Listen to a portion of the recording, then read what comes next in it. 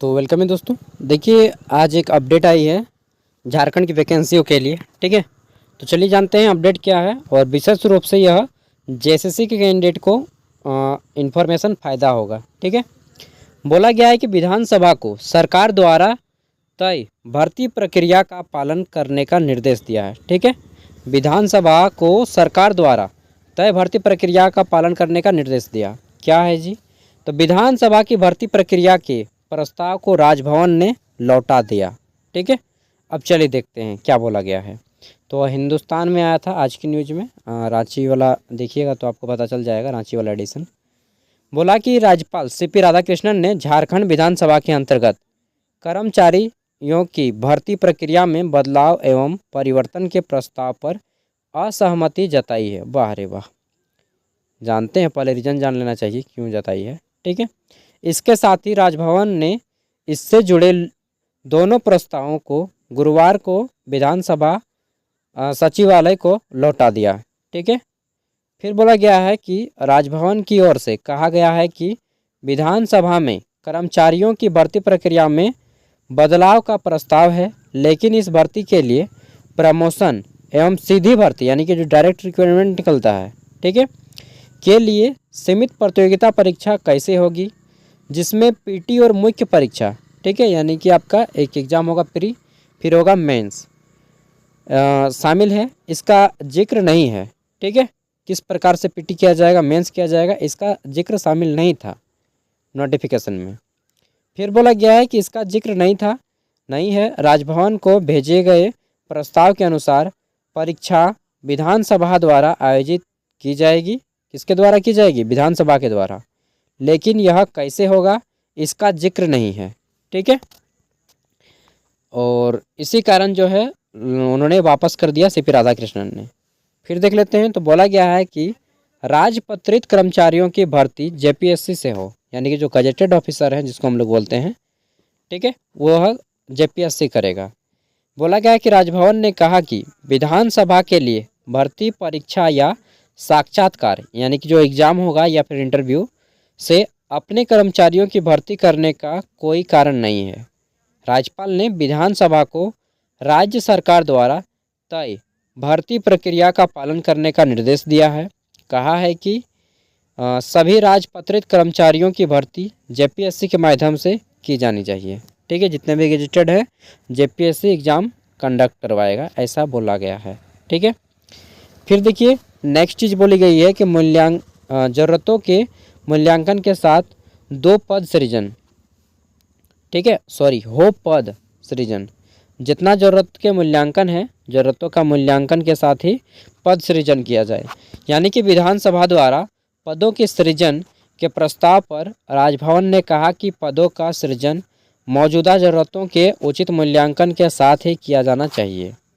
ठीक है, न्यायमूर्ति विक्रमादित्य बाबरी प्रसाद विक्रमादित्य चंद्रगुप्त विक्रमादित्य कर देते यार, डायरेक्टली नहीं, विक्रमादित्य प्रसाद आयोग की रिपोर्ट के ऐसे ही कुछ संकेतों का हवाला देते हुए उन्होंने कहा कि केवल कर्मचारियों को पदोन्नति के अवसर पर प्रदान करने के लिए पदों का सृजन नहीं किया जाना चाहिए। राज्यपाल ने स्पष्ट कहा है कि राज्य वित्त आयोग की सहमति के बिना अतिरिक्त पद सृजित करना उचित नहीं है। राजभवन ने निर्देश दिया है कि कर्मचारी की सेवा शर्तों एवं वेतन संचालन को राज्य सरकार के कर्मचारियों के समान यथावत रखा जाए। साथ ही उन्होंने विधानसभा को तत्कालीन राज्यपाल के निर्देशानुसार न्यायमूर्ति विक्रमादित्य प्रसाद आयोग की रिपोर्ट पर की गई कार्रवाई के बारे में राजभवन को सूचित करने का निर्देश दिया गया है।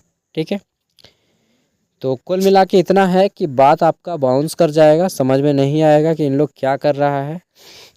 ठीक है ना, और आदमी यहाँ पे बुढ़ा जा रहा है।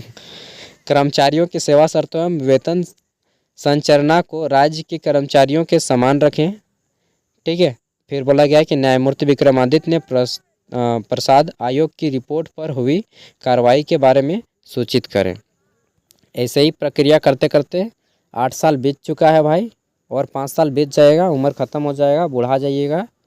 उस टाइम ना घर का ना गांठ का कहते हैं कि माया मिली ना राम, ठीक है, ना माया मिल पाया ना राम मिल पाया। फिर बोला गया है कि विधानसभा के प्रभारी सचिव को संचिका वापस, बता दें कि संविधान के अनुच्छेद 187, नहीं यार इतना संविधान वगैरह नहीं पढ़ना है ना। नायक फिल्म में बोलता है ना कि इतनी भाषण मत करो, काम होगा या नहीं होगा डायरेक्ट बताओ यार। नहीं होगा, झारखंड में काम नहीं होगा। बता दें कि संविधान के अनुच्छेद 187 के तहत झारखंड विधानसभा के अंतर्गत पद वर्ग समिति की अनुशंसाओं को अधिसूचित करने के लिए राज्यपाल की अनुशंसा के लिए विधानसभा सचिवालय की 2 संचिका 230 और 231 2024 से प्रस्ताव भेजा गया था। राज्यपाल के प्रधान सचिव डॉक्टर नितिन मदन कुलकर्णी ने राज्यपाल के आदेश के साथ ही दोनों संचिका विधानसभा के प्रभारी सचिव को गुरुवार को वापस कर दिया। कुल मिला के इतना है कि आम आदमी को समझ में नहीं आएगा, और जो हाई लेवल के आदमी हैं, ठीक है, उनके हाथ में क्या ये बताएं। झारखंड आप सब जानते हैं यार, ये सभी फॉल्स है।